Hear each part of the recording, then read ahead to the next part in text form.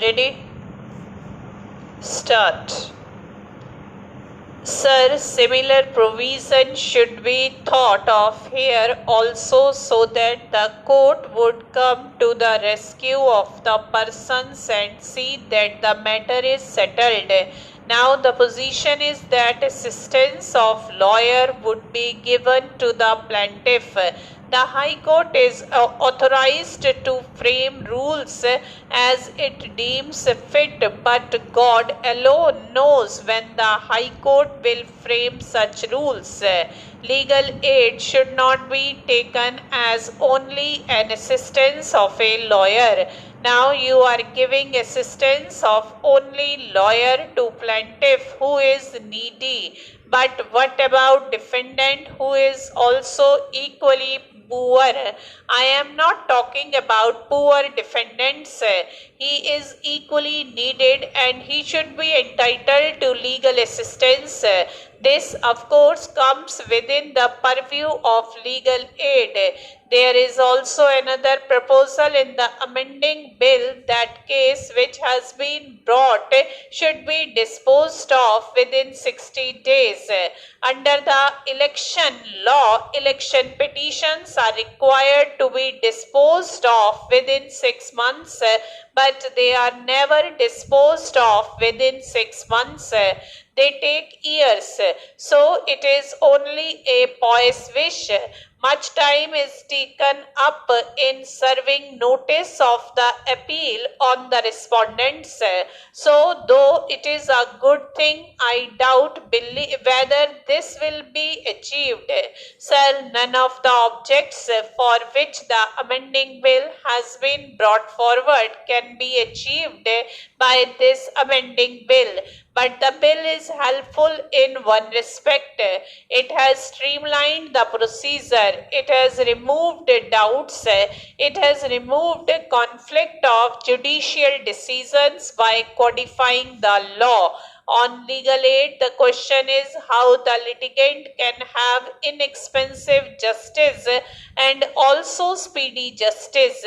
Court fees have become major source of revenue for each state and every year they raise court fees.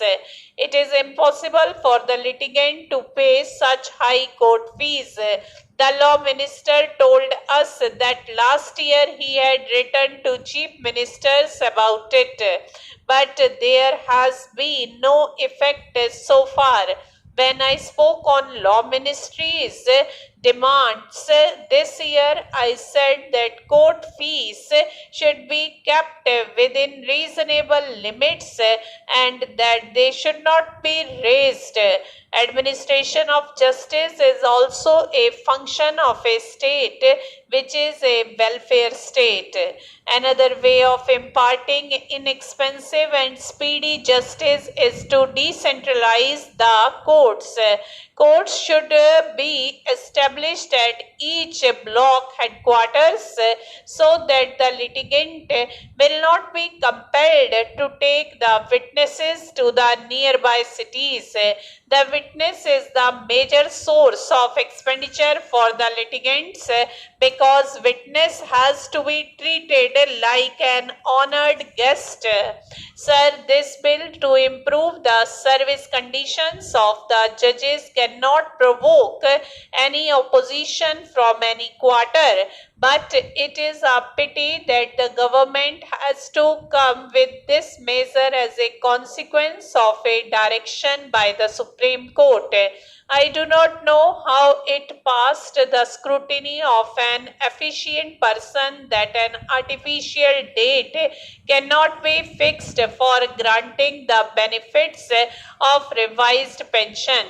It is obvious that a person who retired on 31st October 1986 cannot be paid rupees 4500 and a person who retired on 1st November 1986 can be paid a pension of rupees 4500.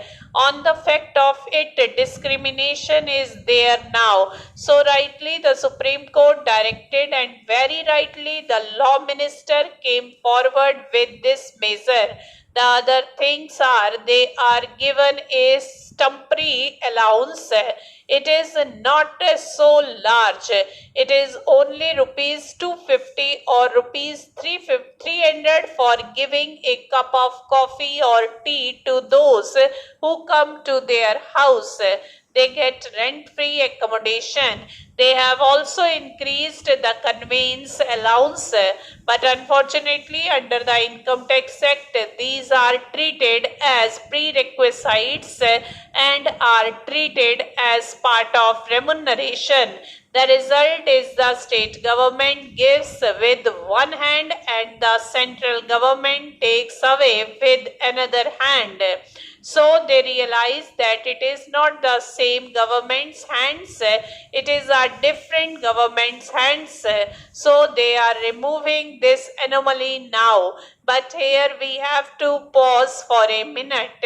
Such a thing has to be done for others also. When you are giving some allowance, the allowance should not be included in the remuneration and tax should not operate on it as being part of original salary.